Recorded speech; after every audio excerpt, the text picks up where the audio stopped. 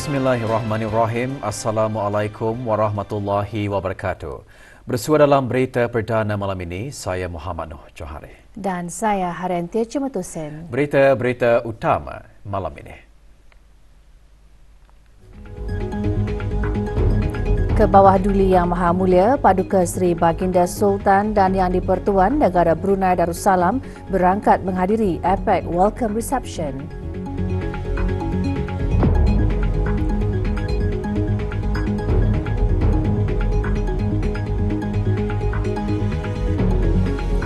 Hari Berkarya Yayasan menyediakan ruang strategik bagi mengukuhkan portfolio perniagaan pengusaha tempatan.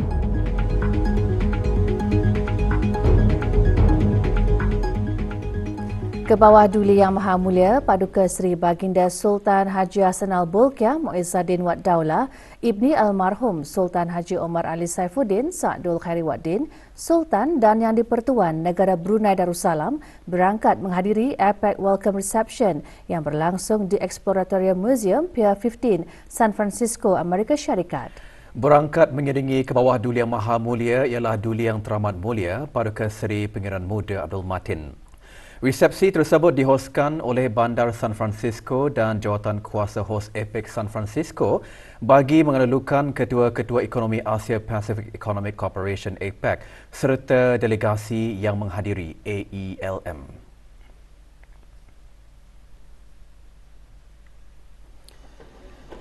Keberangkatan tiba ke bawah Duli Yang Maha Mulia di Exploratorium Museum dialulukan oleh Mr. Ethan Rosenweig, Acting Chief of Protocol, Department of State, Amerika Syarikat.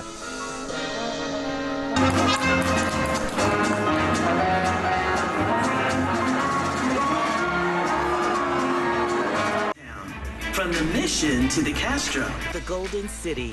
More than 20 million people visit here every year.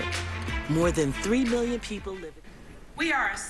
Resepsi dimulakan dengan ucapan-ucapan ringkas daripada London Breed Mayor San Francisco, Gavin Newsom, Governor California, Puan Yang Terutama Kamala Harris, Timbalan Presiden Amerika Syarikat dan Tuan Yang Terutama Joseph R. Biden Jr., Presiden Amerika Syarikat. Thank you all again for being here and welcome to San Francisco. Thank you.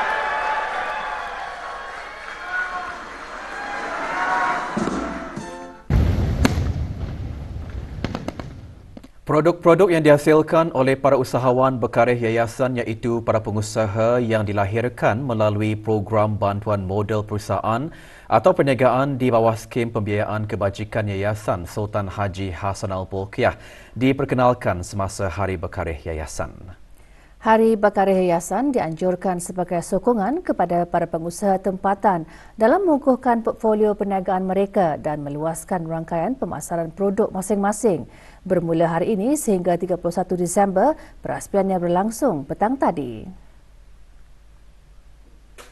Perasmiannya disempurnakan oleh Yang Berhormat Datuk Seri Setia Dr. Awang Haji Muhammad Isham bin Haji Jaafar, Menteri Kesihatan selaku pemangku pengerusi Lembaga Pengarah Yayasan Sultan Haji Hassanal Bolkiah dan Yang Berhormat Datuk Seri Setia Awang Haji Nazmi bin Haji Muhammad, Menteri Kebudayaan, Belia dan Sukan selaku ahli Lembaga Pengarah dan pengerusi Jawatan Kuasa meneliti bantuan-bantuan Yayasan Sultan Haji Hassanal Bolkiah. 20 orang usahawan berkarya yayasan yang mengusahakan pelbagai perusahaan menyertai aktiviti jualan. Sebahagian daripada pendapatan aktiviti-aktiviti disumbangkan kepada Dana Pangeran Muda Mahkota Al-Muhtadi Billah untuk anak-anak yatim sempena sambutan penubuhannya yang ke-25 tahun. Hari Berkarya Yayasan bermula pukul 10 pagi hingga 9 malam itu dianjurkan dengan kerjasama Bank Islam Brunei Darussalam dan agensi-agensi berkepentingan yang lain.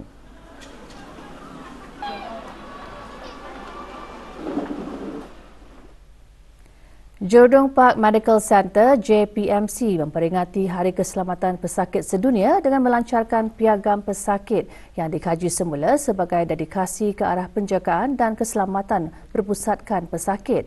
Dalam ucapannya, Menteri Kesihatan berkata kepentingan piagam pesakit baharu sejajar dengan tema Hari Keselamatan Pesakit Sedunia, Pertubuhan Kesihatan Sedunia melibatkan pesakit untuk keselamatan pesakit.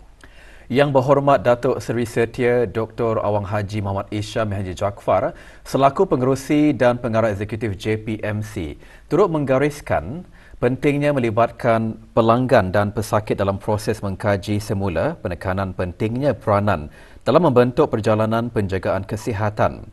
Pelancaran piagam pesakit baru itu menandakan pencapaian penting dalam komitmen berterusan JPMC terhadap penjagaan dan keselamatan berpusatkan pesakit. Piagam menggariskan hak dan tanggungjawab pesakit selain komitmen JPMC menyediakan pengalaman penjagaan kesihatan yang selamat untuk semua pelanggan dan pesakit.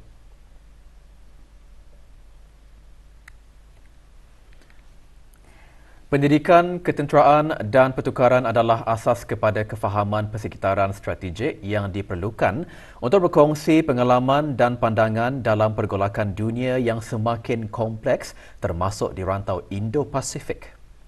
Pesuruhjaya Tinggi Australia ke negara Brunei Darussalam berucap demikian semasa Majlis Penyampaian Anugerah OBOE Endeavour Academic Excellence dari Kerajaan Australia. Tuanan terutama Luke Arnold berkata, melalui penyampaian anugerah tersebut membuka peluang untuk mendalami persefahaman dan membina rangkaian di antara negara Brunei Darussalam dan Australia dan Angkatan Tentera masing-masing. Majlis berlangsung di Akademi Pertahanan ABDP, Tanah Jambu. Hadir Major Jeneral Datuk Paduka Seri Haji Muhammad Hazaimi bin Bul Hassan, Pemerintah ABDB.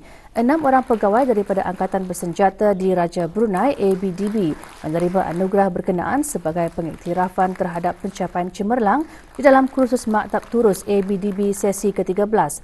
Para pegawai berkenaan akan dijemput ke Australia dan bersemuka dengan ketua-ketua pertahanan Australia, melawat beberapa pangkalan tentera Australia terpilih, mengikuti aktiviti-aktiviti pendidikan dan kebudayaan serta melibatkan diri di dalam sesi dialog dan perbincangan.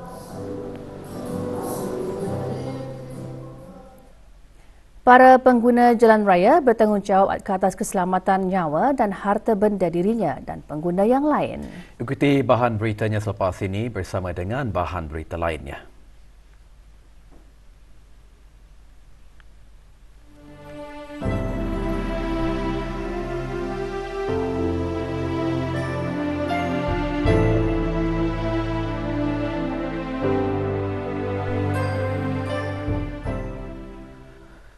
Universiti Brunei Darussalam UBD melalui Sekolah Perniagaan dan Ekonomi dianugerahkan akreditasi Kolej Perniagaan satu pengiktirafan kecemerlangan dalam pendidikan perniagaan.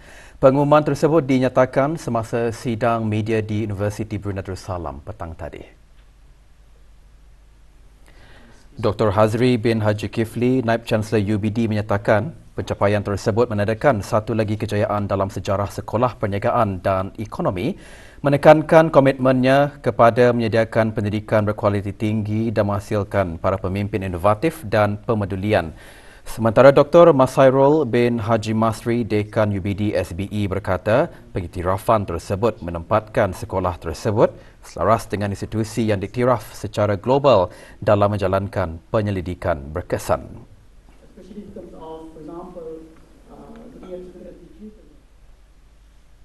Para penduduk kawasan 4 Rancangan Perumahan Negara Pancur Mukim Mentiri membuang undi bagi memilih calon ketua kampung. Majlis pengundian dan pemilihan calon ketua kampung berkenaan diadakan pagi tadi di Taman Riadah Bukit Mengkubau. Calon tunggal bagi jawatan tersebut ialah Awang Faidil Rosmedi bin Muhammad berumur 44 tahun dengan meraih 111 undi bersetuju. Antara yang hadir, Awang Misli bin Haji Abdul Karim, Pegawai Daerah Brunei dan Muara dan Ahli Majlis Mesyuarat Negara. Keputusan tersebut akan dihadapkan kepada Lembaga Perjawatan Disiplin dan Tata Tertib Penghulu Mukim dan Ketua Kampung Kementerian Hal Ehwal Dalam Negeri bagi proses selanjutnya. Setuju, setuju, setuju, setuju, setuju. Agama Islam menganjurkan umatnya agar menjauhkan diri daripada segala perkara yang boleh merosakkan dan membawa kebinasaan serta kemusnahan harta dan jiwa seperti kemalangan jalan raya. Pelbagai usaha telah dan giat dilakukan oleh pihak berkuasa untuk menangani masalah tersebut, antaranya dengan menguatkuasakan beberapa peraturan seperti penguatkuasaan pemantauan had laju, pemasangan tali pinggang keselamatan dan larangan penggunaan telefon bimbit. Itu antara intipati khutbah Jumaat bertajuk Jadikan Jalan Raya sebagai penghubung destinasi yang selamat. pengguna jalan raya adalah bertanggungjawab ke atas keselamatan nyawa dan harta benda dirinya dan pengguna yang lain. Mengamalkan doa dan zikir sebelum memulakan perjalanan sehingga sampai ke tempat yang dituju adalah sebagai usaha untuk memastikan keselamatan dan kelancaran perjalanan. Peraturan lalu lintas adalah peraturan yang ditetapkan oleh pihak berkuasa bagi pengguna-pengguna jalan raya. Setiap negara meletakkan peraturan lalu lintas jalan raya bagi mewujudkan keselamatan jalan raya di negara masing-masing. Sebagai pengguna jalan raya, kita hendaklah mengamalkan sifat hormat menghormati dan bertolak ansur ketika berada di jalan raya. Berhati-hatilah, jangan disebabkan oleh kelalaian dan kesilapan kita akan membawa padah kepada diri sendiri maupun orang lain, apatah lagi hingga menyebabkan kehilangan nyawa. Negara-negara Kerjasama Ekonomi Asia Pasifik (APEC) dan Majlis Penasihat Perniagaan APEC perlu bekerjasama melaksanakan program dan inisiatif yang praktikal dan kukuh. Perkara itu antara yang dijelaskan oleh Dayang Nik Hafimi binti Nik Abdul Hadi, Pengerusi APEC Brunei Darussalam dan Pengarah Eksekutif Kumpulan Syarikat LVK semasa mesyuarat APEC yang berlangsung di samping mesyuarat APEC di San Francisco. Semasa pembentangan, APEC Brunei Darussalam mengongsikan telah memulakan pelaksanaan rangka kerja tabir urus alam sekitar, sosial dan korporat ESG untuk perusahaan mikro, kecil dan sederhana MSME. Tema mesyuarat APEC, Equity, Kemampanan dan Peluang juga membincangkan isu-isu kecerdasan buatan AI dan tindakan iklim. Mesyuarat diakhiri dengan penyerahan jawatan kepengerusian APEC kepada Wakil Peru yang akan menjadi tuan rumah APEC bagi tahun 2024.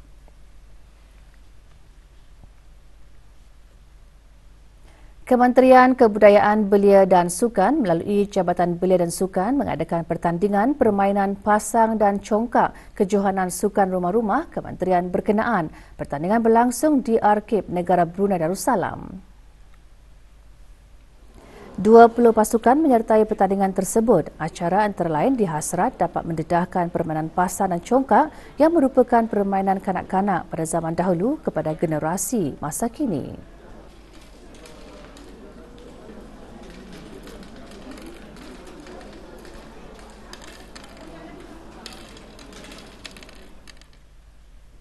Sebelas orang pelajar anak yatim yang telah berjaya dalam peperiksaan sekolah rendah PSR pada tahun 2022 pagi tadi diraikan dalam Majlis Anugerah Insentif Pelajar Cemerlang AIPC 2023 anjuran McDonald's Brunei. Anugerah Insentif Pelajar Cemerlang 2023 adalah sebahagian daripada tanggungjawab sosial korporat syarikat berkenaan di bawah platform Indahnya Bersedekah. Kriteria AIPC 2023 ini telah disahkan oleh Jabatan Perperiksaan Kementerian Pendidikan yang menetapkan piawaian kecemerlangan iaitu para pelajar telah memenuhi piawaian tersebut. Setiap pelajar cemerlang menerima sebuah komputer riba, baucer makanan dan baucer peralatan sekolah. Majlis yang berlangsung di Kampung Lama itu antara lain bertujuan untuk membentuk sebuah masyarakat yang pemedulian dan saling menyokong.